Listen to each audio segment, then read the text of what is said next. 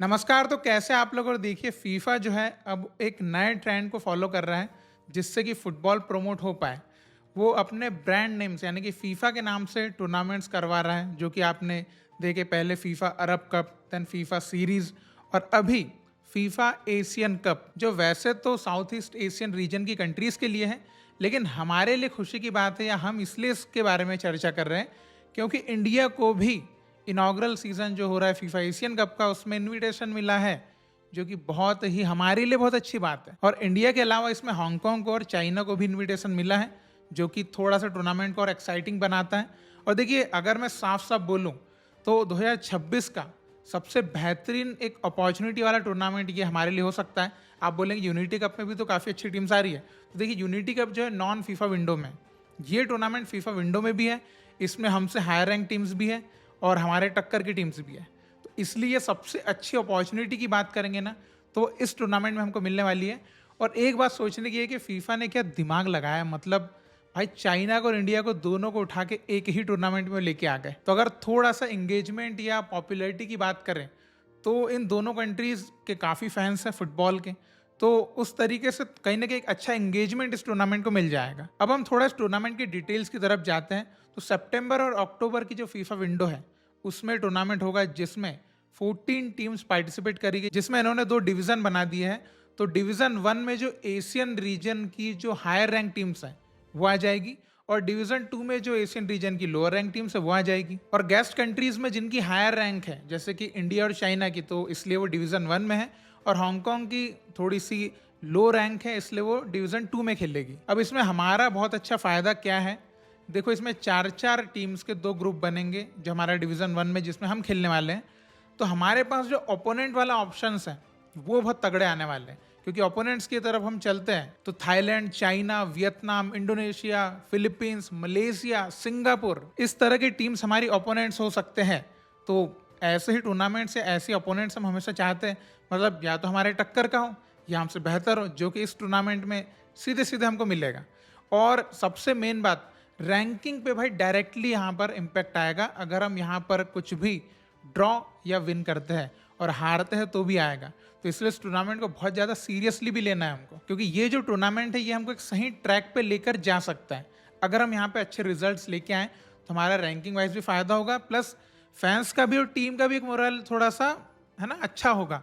तो आगे के जो टूर्नामेंट्स रहेंगे या मैचेस जो भी आएंगे उसमें हम कुछ और बेहतर करेंगे, प्लेयर्स का कॉन्फिडेंस जो है वो बिल्ड होगा, तो ये सब चीज़ें फिर हमारे फेवर में अच्छी रहेगी। अब देखो यहाँ पर हमारा रैंकिंग वाइज तो थोड़ा सा फायदा हो सकता है, हमारा यहाँ पर मॉनेटरी फायदा भी हो सकता है, क्योंकि यहाँ पर जो प्राइज मनी रखी गई है वो काफ़ी अच्छी रखी गई है। और सबसे पहले तो पार्टिसिपेशन फीस जो है, मतलब जो टीम यहाँ पार्टिसिपेट करेगी उनको ही सीधे सीधे $1,25,000 मिलेंगे, जो कि हमारी करेंसी में 1,17,00,000 रुपए हो जाते हैं। देन डिवीजन 1 का जो विनर रहेगा उसको $1 मिलियन मिलेंगे, जो हमारी करेंसी में 9,41,00,000 रुपए होते हैं। और जो डिवीजन 2 में विनर रहेगा उसको $3,00,000 मिलेंगे, जो कि 2,82,00,000 रुपए होते हैं। और इस प्राइस के अलावा इस टूर्नामेंट में मैच जीतने पे या ड्रॉ करने पे मैच बोनस भी मिलेगा। तो पैसों से भी फायदा है यहाँ पर, और अच्छे ओपोनेंट्स भी मिल रहे हैं। अगर हम अच्छा रिजल्ट लेके आते तो रैंक भी बढ़ रही है। तो ओवरऑल हमारे लिए मतलब इंडियन फुटबॉल को अपलिफ्ट करने का एक बहुत सही मौका है। और देखो मैं तो पर्सनली चाहूँगा कि हम चाइना, फिलीपींस और इंडोनेशिया से मतलब काफ़ी टाइम से नहीं खेलें, और कब खेले मैं तो वो भी भूल गया हूँ। चाइना का तो मुझे याद भी है, बाकी तो मुझे याद भी नहीं है। इनके अगेंस्ट खेलने का भी मज़ा आएगा, और वो एक समझ में भी आएगा ना कि हम परफॉर्मेंस वाइज क्या कर सकते हैं और कितनी कैपेबिलिटी हमारे पास भी है, क्योंकि ये थोड़े से टफर ओपोनेंट्स हैं। और अभी भी अगर आप ऐसा कुछ सोच रहे होंगे कि नहीं जो सबसे वहाँ पे लोअर रैंक टीम है वो हमारे अगेंस्ट आए, तो सबसे पहले तो आपको जो सैफ वाला वीकर माइंडसेट है उससे बाहर आ जाओ। नहीं तो आप कभी भी, मतलब वैसे तो कुछ हो भी नहीं रहा है, लेकिन एटलीस्ट मेंटालिटी में आप तो लाइफ में कुछ अच्छा करो, मतलब यही मैं बोलना चाहूँगा। वरना आप क्या होता है कि अगर फैंस ही ऐसा वीक माइंडसेट बना लेते हैं कि हमको है ना लोअर रैंक टीम्स मिल जाए तो हम एशिया कप में क्वालिफाई कर जाएंगे, हम कोई टूर्नामेंट जीत जाएंगे, तो उसमें फिर क्या होता है कि फेडरेशन को भी समझ में आ जाता है कि ये इससे ही खुश हो रहा है, तो वो उसी के लिए फिर वो अपना भी काम बना लेते हैं।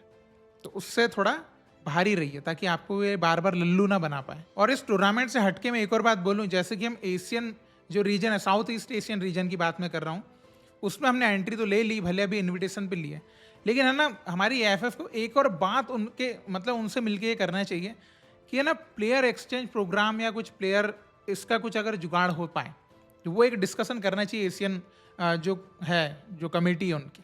क्योंकि यार देखो, अगर हमारे, क्योंकि उनके प्लेयर इधर आएंगे तो उनको तो ज़्यादा बड़ा एक्सपोजर नहीं मिल रहा, लेकिन हमारे प्लेयर अगर जाते हैं इंडोनेशियन लीग में, थाईलैंड की लीग में, वियतनाम की लीग में, तो उसमें हमारे प्लेयर्स को तो ज़्यादा बेटर एक्सपोजर मिल रहा है, क्योंकि उनकी लीग हमसे ज़्यादा अच्छी है। तो अगर ये भी हो पाए, ये जस्ट एक ऑप्शनल एक बात मेरे दिमाग में आई तो मैंने मतलब बोल दिया आपसे। बाकी इसके ऊपर आपके क्या थॉट रहेंगे आप जरूर कमेंट में बताइएगा कि क्या ऐसा होना चाहिए। बिकॉज देखो, जो एशियन रीजन की जो कंट्रीज़ है, उन्होंने आप देखेंगे कि जापान के साथ जो है वो पार्टनरशिप करके रखी है कि जापान में हमारे प्लेयर्स को आप खिलाएं डेवलपमेंट के लिए। तो हम भले जापान के साथ नहीं, एटलीस्ट एशियन रीजन की कंट्रीज के साथ भी कर लें, तो हमारे प्लेयर्स को तो ज़्यादा बेटर ही प्लेटफॉर्म मिल रहा है। अब देखो, जिस टाइम पे फीफा एशियन कप है, यानी कि सितंबर अक्टूबर विंडो में, उसी टाइम पे सेम दो और टूर्नामेंट है। एक तो है एशियन गेम्स और एक है सैफ कप। तो सैफ कप तो इंडिया की सबसे पहली प्रायोरिटी हमेशा से रहा है, लेकिन इस बार यहाँ पर जो क्लैश हुआ है, इससे कहीं ना कहीं मुझे मजा आया। अब देखो, एशियन गेम्स का तो कुछ रियलिटी लग नहीं रही है कि हम उसमें जाएंगे नहीं जाएंगे, कुछ भी अपडेट भी नहीं है, और गवर्नमेंट भी इंटरेस्ट नहीं दिखा रही है, तो उसको हम कैंसिल ही समझते हैं अभी तो। अब उसके बाद अगर हम आगे देखते हैं तो अंडर 23 के लिए यहाँ पर सही अपॉर्चुनिटी बन गई है, क्योंकि भाई फीफा एशियन जो कप हो रहा है उसमें आप तो वीक टीम भेज ही नहीं सकते, तो आपको आपके सीनियर एकदम स्ट्रेंथ वाली, सबसे स्ट्रांग वाली टीम को आपको फीफा एशियन कप में भेजना पड़ेगा।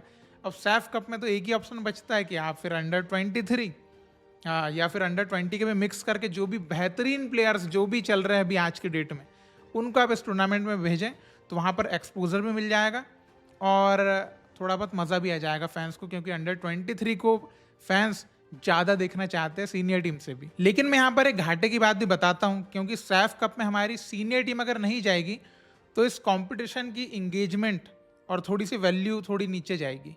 क्योंकि एक तो ये टूर्नामेंट हो रहा है इस बार बांग्लादेश में, सैफ कप की बात कर रहा हूँ, अभी बांग्लादेश में हो रहा है, और बांग्लादेश में एकदम टक्कर की राइवलरी चलती है इंडिया वर्सेस बांग्लादेश की, ठीक है। लेकिन अब उसमें इंडिया बी टीम जाएगी, तो वो जो है ना, वो जो था, जो एक क्या बोलेंगे, जिसका रस मिलता है फैंस को, वो एग्जैक्टली आएगा नहीं।